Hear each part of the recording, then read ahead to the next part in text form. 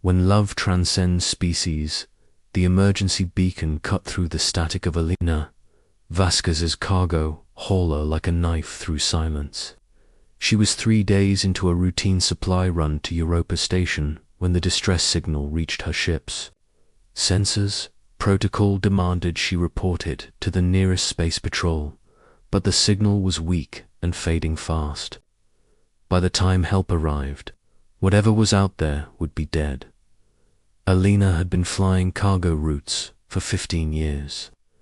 Ever since her husband died in the Titan mining accident, she knew the cold mathematics of space survival better than anyone. Every second counted when life support was failing. Her weathered hands moved across the controls with practiced efficiency, adjusting course toward the signal's origin.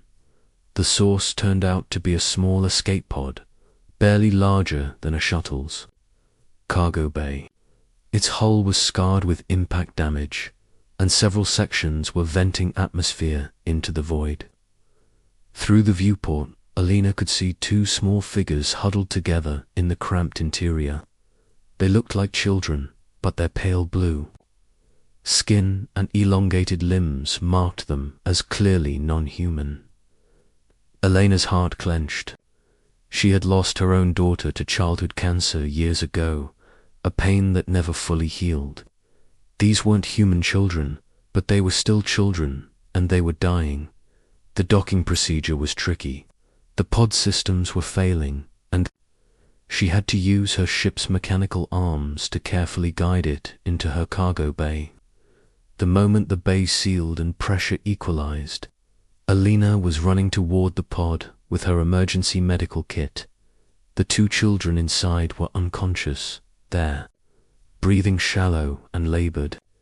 They appeared to be twins, perhaps 8 or 9 years old in human terms. Their skin had a luminescent quality that seemed to pulse with their heartbeats. Alina quickly checked their vital signs with her universal medical scanner. Their physiology was different from human, but close enough that basic life support would work. She carried them to her ship's small medical bay, setting up oxygen masks and 4 fluids. As she worked, she noticed details that made her heart ache. The girl's hand was clutched tightly around what looked like a small toy, while the boy had burns on his arms that suggested he had shielded his sister from something. It took 6 hours for them to wake up. The girl opened her eyes first, large and golden like autumn leaves. She looked around in confusion before her gaze settled on Alina. Instead of fear, Alina saw something that surprised her: relief. Safe now, the girl whispered in heavily accented English. Brother, safe too. Alina smiled, the first genuine smile she'd felt in months. Yes, sweetheart, you're both safe. What are your names? Kira, the girl replied, then pointed to the boy who was stirring beside her. Brother is Xander. We... We thank you for saving us. Over the next few days, as Elena's ship continued toward Europa Station, she learned fragments of their story. Their escape pod had been drifting for weeks after fleeing what Kira described as the bad ships that came to our home. Their parents had put them in the pod during some kind of attack, promising to follow. But they never came. Alina found herself growing attached to the children. They were intelligent, curious, and despite their trauma, they showed remarkable resilience. Kira had a gift for understanding how things worked, often helping Alina with ship maintenance. Xander was quieter, but had an uncanny ability to sense when people were troubled, always appearing with a cup of tea or a gentle word. When they reached Europa Station, Alina faced the hardest decision of her life.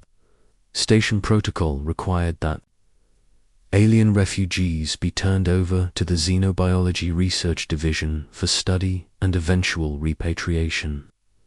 But Alina had seen the fear in the children's eyes when she explained this to them. They'll want to study us, Kira had said quietly. Like specimens. Alina looked at these two children who had already endured so much, who had somehow found the strength to trust her, a stranger from an alien species. She thought of her own daughter, Maria, who had spent her last months in sterile hospital rooms, surrounded by doctors who saw her as a case study rather than a person. Not if I have anything to say about it, Alina said firmly. The legal battle took 6 months. Alina hired the best Sinala attorney she could afford and fought the research division's claim to the children.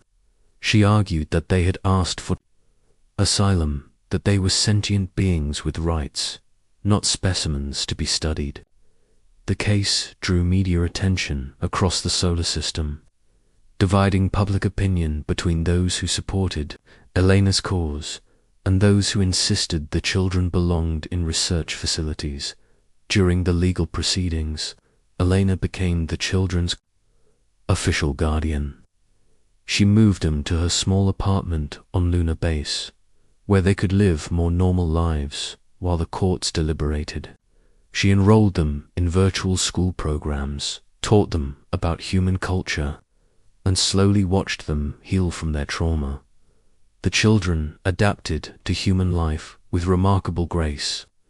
Kira excelled in mathematics and engineering, while Xander developed a passion for art and music. They learned to play human games, celebrate human holidays, and even began to joke and laugh like typical children. But Alina noticed things that reminded her they were not entirely human. Their skin would sometimes glow softly when they were happy or excited. They could sense electromagnetic fields and even predict solar storm activity days in advance. Most remarkably, they seemed to share some kind of telepathic connection, often finishing each other's thoughts or knowing when the other was in distress. Alina never asked them to hide these abilities, but she helped them understand when it was wise to keep them private. People fear what they don't understand, she explained, and sometimes fear makes people do cruel things. The court finally ruled in Elena's favor, establishing a precedent that would reshape alien refugee law for decades to come. The children were granted permanent residency on Lunar Base, and Alina became their legal guardian. For the first time since Maria's death, Alina felt like she had a family again. Years passed peacefully. Alina retired from cargo hauling and opened a small engineering consultancy on Lunar Base. Kira and Xander grew into remarkable young adults, their alien heritage becoming just another part of their identity rather than something to hide. They called Alina Mum and meant it in every sense of the word. Kira followed in Alina's footsteps, becoming a gifted engineer who specialized in spacecraft design. Her unique perspective and abilities allowed her to solve problems that stumped human engineers. Xander became a counselor, using his empathic abilities to help other refugee children adapt to life in human space. Alina was proud of them both, but she sometimes wondered about their origins. The children remembered little of their home world, only fragments of a place they called Zephyria. They spoke of crystal cities and floating gardens, of parents who had loved them deeply but whose faces had faded from memory. On Kira's 18th birthday, Alina gave her a gift she had been saving for years, the toy the girl had clutched in the escape pod. Alina had never asked about it, but she had kept it safe all these years. It was a small crystal figurine, intricately carved and warm to the touch. "I remember this," Kira whispered, tears in her eyes. "Mother gave it to me before the bad ships came." Xander touched the figurine gently, and for a moment both children seemed to shimmer with internal light. "It's some kind of memory crystal," he said softly. "I can feel something inside it, but I can't reach it." Alina held her children close. These two amazing beings who had become her whole world. She had given them a human childhood, human values, and human love. In return, they had given her purpose and joy beyond anything she had imagined possible. Neither Alina nor the twins noticed the subtle changes in the deep space monitoring arrays around Lunar Base. Far beyond the orbit of Pluto, something vast, an alien, was approaching the solar system. Something that had been searching for two lost children for over a decade. The Zephyrian Empire had finally found its missing heirs. Asterisk. When destiny calls, the first sign of the approaching fleet was a gravitational anomaly detected by the Deep Space Observatory on Curran. Dr. Sarah Chen, the observatory's director, had seen her share of unusual readings, but this one defied explanation. The mass signatures suggested ships of impossible size, moving in perfect formation toward the inner solar system. It's not a natural phenomenon, she told the emergency council session 3 days later. We're looking at artificial constructs, possibly hundreds of them. They'll reach Earth-lunar space in approximately 2 weeks. Alina watched the news coverage with growing unease. The mysterious fleet had been detected throughout the solar system now, and every major government was scrambling to prepare for what might be humanity's first contact with a hostile alien civilization. "Mum, are you okay?" Kira asked, settling beside Alina on the couch. At 18, she had grown tall and graceful, her blue skin now bearing intricate silver patterns that had appeared during adolescence. "You look worried." Alina forced a smile. "Just concerned about all this fleet business. The news makes it sound like we're about to be invaded." Xander looked up from his art tablet, where he had been sketching. Alina noticed that his recent drawings had been featuring crystal structures and flowing, organic architecture. "I've been having dreams," he said quietly. "Dreams about ships like these. They're not here to hurt anyone." "What kind of dreams?" Alina asked, though part of her feared the answer. "I see a woman with silver hair and golden eyes, like Kira's. She's standing on a bridge made of light, looking out at the stars. She's sad, Mum, so very sad. And she's looking for something she lost." Elena's heart clenched. Over the years, she had prepared herself for this possibility, but she had hoped it would never come. "Have you and Kira been having these dreams together?" Kira nodded slowly. "We didn't want to worry you. But yes, we both see her. And we see a man too tall and kind, with Xander's eyes. They're calling to us, Mum. Even though we can't understand the words, we know they're calling us home." The word home hit Alina like a physical blow. This small apartment on Lunar Base, with its cramped rooms and recycled air, had been home for 10 years. This was where the twins had learned to be human, where they had grown up, where they had become her children. But Alina had always known this day might come. First contact occurred exactly 2 weeks later, just as predicted. The alien fleet decelerated smoothly into Earth-lunar space, their ships revealing themselves to be works of art as much as technology. Each vessel seemed to be grown rather than built, with flowing curves and surfaces that shifted color like oil on water. The largest ship, clearly the flagship, was over 3 kilometers long and shaped like a massive crystal formation. As it settled into a stable orbit around Luna, it began broadcasting on all frequencies in dozens of languages, including perfect English. "People of Earth," the message began, "we are the Zephyrian Empire. We come in peace, seeking that which was lost to us 10 years ago. We know that our children are here, the heirs to our throne who escaped the civil war that nearly destroyed our civilization. We have searched every corner of the galaxy for them. We ask only for their safe return." Alina felt the world spinning around her throne heirs. Her children, her beloved Kira and Xander, were royalty. The message continued, and Alina recognized the voices immediately.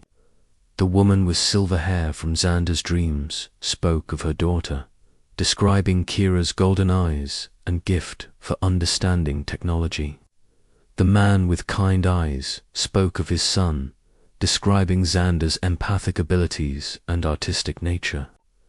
We do not seek to take them by force, the message concluded. We know they have found family among your people. We ask only to see them, to know they are safe, and to offer them the choice of their heritage. Within hours, Lunar Base was swarming with officials from every major government. Alina found herself at the center of a diplomatic incident that could reshape human-alien relations forever. But all she could think about was the fear in her children's eyes as they realized their quiet life was about to change forever.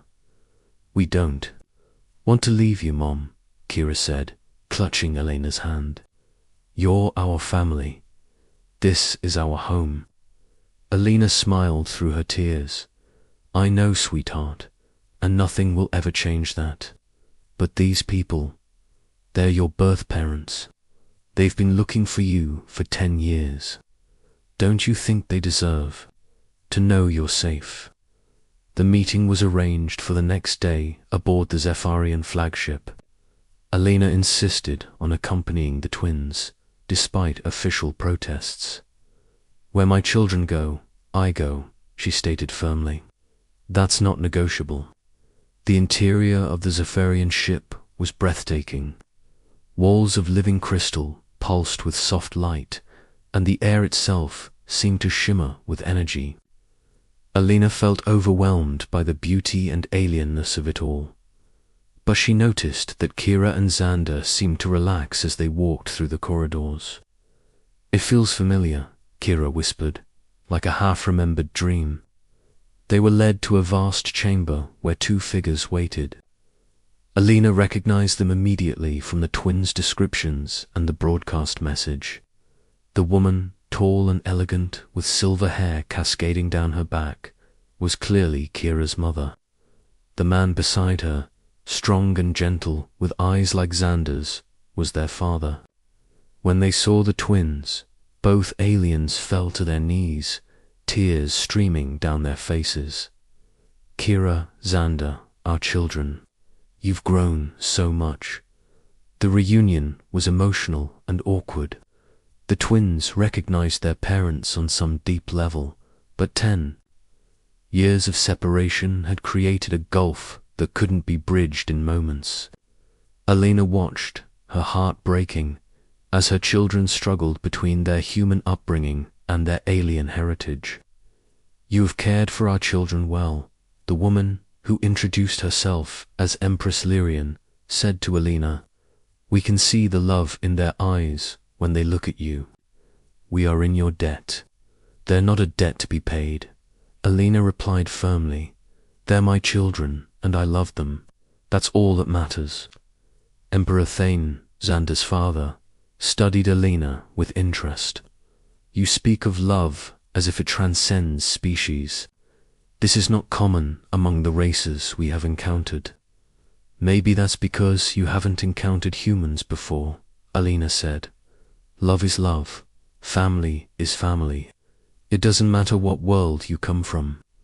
The conversation continued for hours. Alina learned that the twins were indeed the heirs to the Zephyrian throne, the last survivors of the royal line after a devastating civil war. The Empire had been searching for them desperately, not just out of parental love, but because their people needed them to rebuild their shattered civilization. "We do not ask them to choose between their heritage and their human family," Empress Lyrian said. "We ask only that they consider their responsibility to their people." But Alina could see the conflict in her children's eyes. They felt pulled between 2 worlds, 2 families, 2 destinies. Finally, it was Xander who spoke up, his voice quiet but firm. "We understand our responsibility," he said. But we also understand something else. We've lived among humans for 10 years. We've learned their values, their compassion, their ability to love across all barriers. If we are to lead our people, we want to lead them towards something better. Kira nodded, taking her brother's hand. We propose an alliance, not just between our peoples, but between our families. Mum Alina has taught us that family isn't about blood or species. It's about choice and love and commitment. Alina felt pride swelling in her chest. These remarkable young people, who had faced so much trauma and uncertainty, were choosing to build bridges instead of walls. We'll spend time with you, Kira continued, addressing her birth parents. We'll learn about our heritage and our responsibilities. But Elena Vasquez is our mother too, and Earth is our home too. We won't choose one over the other. Emperor Thane looked stunned. You would ask us to share our heirs with an alien species. We're asking you to expand your definition of family, Xander replied. The same way Alina expanded hers when she chose to save 2 alien children instead of turning them over to researchers. The negotiations took weeks, but eventually an unprecedented agreement was reached. The twins would split their time between Earth and Zephoria, serving as ambassadors between the 2 civilizations. They would eventually inherit the Zephyrian throne, but they would rule with human advisors and human values. Alina was granted honorary citizenship in the Zephorian Empire and a permanent place in the royal family. She would travel between worlds, as well, helping to establish cultural exchange programs and refugee assistance networks. On the day the first joint Earth-Zephorian colony ship launched, Alina stood with both of her families, watching the vessel disappear into the stars. Kira and Xander had grown into remarkable leaders, using their unique perspective to broker peace between species and build a better future for all. Are you proud of them? Empress Lyrian asked, standing beside Alina. Alina smiled, watching her children address the crowd below. I've been proud of them every day since I found them in that escape pod. They've taught me that love really can transcend any boundary, any difference, any distance. Emperor Thane placed a gentle hand on Elena's shoulder. You have given us more than our children back. You have given us a new way of seeing the universe.